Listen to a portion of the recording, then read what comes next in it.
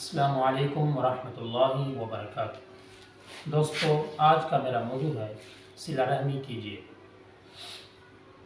نحمدہ ونصلی علی رسولہ الکریم، اما بعد فاعوذ باللہ من الشیطان الرجیم، بسم اللہ الرحمن الرحیم۔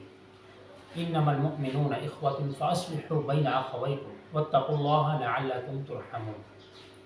قال النبی صلی اللہ علیہ وسلم: صل من قطعک واعف عمن ظلمک واحسن من اساء الیک۔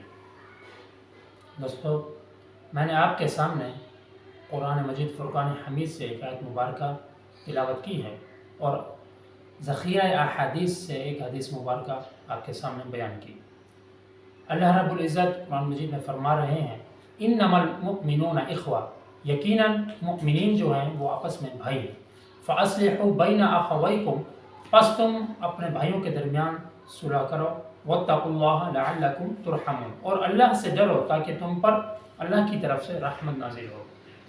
اور ذخیرہ حدیث سے جو حدیث بیان کی اس کا ترجمہ میں آپ کے سامنے بیان کرتا ہوں۔ فرمایا: صل من قطعک، کہ صلح رحمی کرو اس شخص سے جو تم سے توڑے۔ واعف عمن ظلمک، اور معاف کرو اس کو جو تمہارے ساتھ ظلم کرے۔ واحسن من اساء الیک، اور خیر والا معاملہ کرو، نرمی والا معاملہ کرو جو تمہارے ساتھ برائی کرے۔ آج ہمارا معاشرہ اس کے برعکس ہے۔ ہم اپنے معاشرے کے اندر ذرا غور و فکر کریں تو ہمارے عزیز و اقارب ہیں، دوست احباب ہیں، اگر وہ ہم سے بات چیت نہیں کرتے، نرمی والا معاملہ نہیں کرتے، تو ہم بھی ان کے ساتھ نرمی والا معاملہ نہیں کرتے۔ حالانکہ ہمیں یہ ذرا غور و فکر کرنا چاہیے کہ ہم امتی کن کے ہیں اور ہمارے آئیڈیل اور ہیرو کون ہیں۔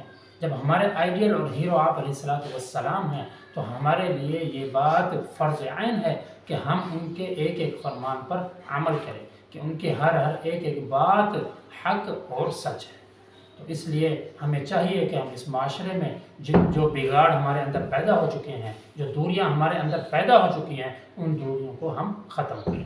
انشاءاللہ تعالی اگلے ہفتے نئی ویڈیو کے ساتھ پھر حاضری ہوگی، تب تک کے لیے اللہ حافظ۔